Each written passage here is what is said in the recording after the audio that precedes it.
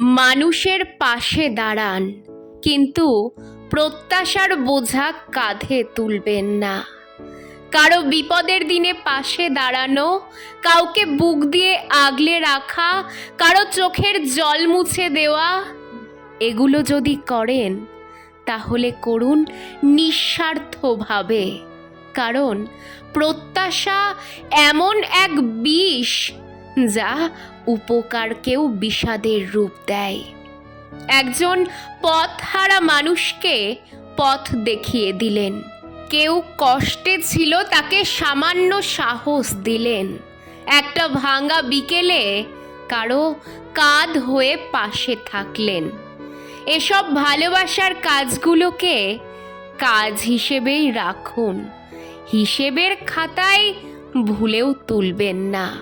কারণ প্রত্যাশা শুরু হলেই বিপদের শুরু।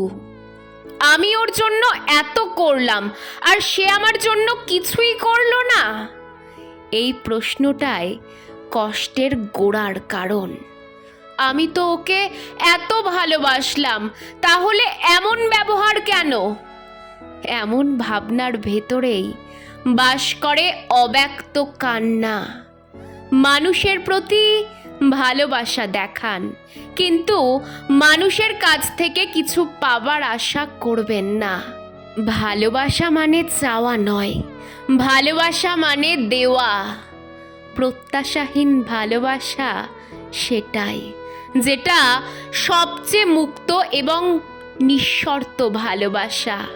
আর সেই ভালোবাসার মধ্যেই লুকিয়ে আছে জীবনের সবচেয়ে নির্মল শান্তি।